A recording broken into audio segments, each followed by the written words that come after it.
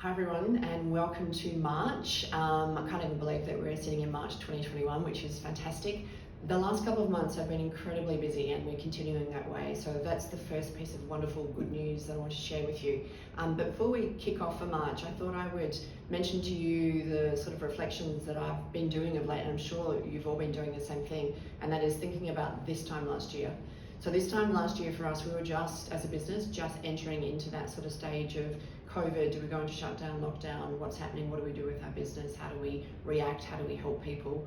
And if I think back to everything that we've all gone through as a community, as a country, let alone just us as a business, then I'm sort of glad that I didn't know what was ahead. And I'm grateful that we got to treat every obstacle and every challenge as it came and just dealt with it as we did. But I'm also incredibly grateful that we've had such an upsurge in jobs, probably from mid-December, and it's continuing to be busy that way. So to share with you, the jobs that we've had for the last couple of months in terms of stats, so 80% of our roles are now exclusive and retained. Now, we've always been on that path of having exclusive and retained work even pre-COVID. It's been our way that we've operated, but it's even more so now. And I want to share that with you because it's actually for your benefit as a client or a hiring manager. It means that all of the, I don't want to call it a resume race, but that's the reality when it's multi-listing. It means all of that is gone. And to give you some further stats and information, every single one of our roles that are exclusive and retained are filled.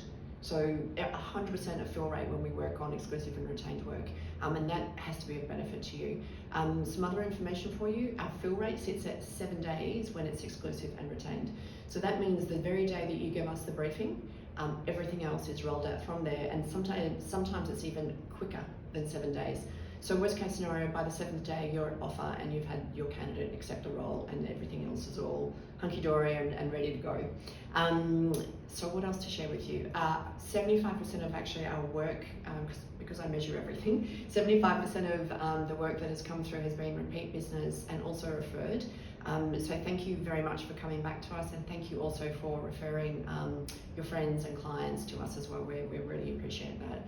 Other information, underemployment rate. So this also backs up what I'm saying about the job flow and where we're sitting in the market and the economy as well. So the underemployment rate, which don't forget is sort of what I call the real figure.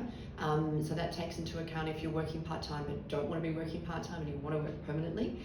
That's sitting in January at 8.1% versus 8.5% in 2020.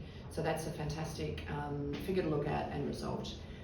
Now to talk to you about the candidate pool. So in January and in February, I mentioned to you that was sort of loosening, and if you're a hiring manager, you know, the candidate flow, if you're placing an ad was better. That's all changed. So it's actually gone back to what it was before, and we're in a pretty constricted talent market again. So I thought I'd give you some information around why that is the case, because lots of people are saying to me, well, how can that be when we've got so many job seekers, etc. So this is what's happening. The candidates that were potentially stood down or on reduced hours saw the benefit of that and wanting to continue to be on either reduced hours or even choosing to stay at home. So that's for anyone that's got families, etc. They're choosing that maybe I'll stay at home rather than work. So that's one section of the candidate pool removed.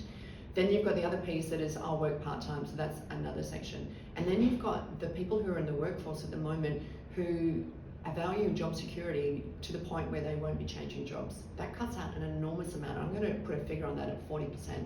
And then of course we have the other situation of the working holiday visas. So working holiday visas are shorter, constricted, people are not coming in as much, and the ones that were here are actually about to return home. We've got contractors in our office now who are at the end of their second visa and are going to be going home in a few months. So we're presented with quite a significant problem in terms of pipeline, but also existing talent pools. So please be aware of that.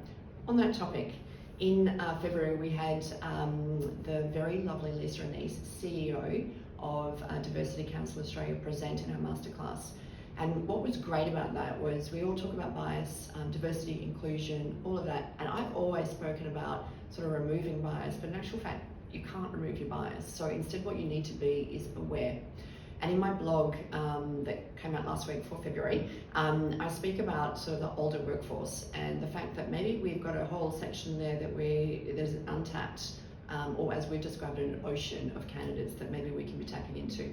Conversely, what Lisa also spoke about was that the younger section of the workforce who are entering, so we've got the two sections, the older group and then we've got the younger group who are entering for the first time, are facing the same sort of problems. They're being perceived or judged in the fact that they don't have experience, so they're not getting necessarily a shot or a chance. So I just say that to hiring managers to maybe open it up, because that might actually help you to find some really fantastic candidates that we were unseen for. Interest in Melbourne. So we, as you know, we recruit throughout Australia, and Melbourne has really taken off in terms of hiring. So that's fantastic news. We've got a lot of jobs posted for Melbourne as well. So we're delighted for our Victoria state for that. What else to share with you? Oh, how can I forget? The salary guide. So our salary guide is finally out. Those who know me well know that I love doing this sort of stuff. I love the touch, the feel, the feathers, all of it. Anyway, the salary guide is out. If you would like one, please reach out to us. You can either get a hard copy, soft copy, whichever you prefer. And our survey will be out also in a couple of weeks as well. So keep aware and keep a lookout for that on social. I know I've been a little bit longer this month, but I just wanted to give you everything I possibly could.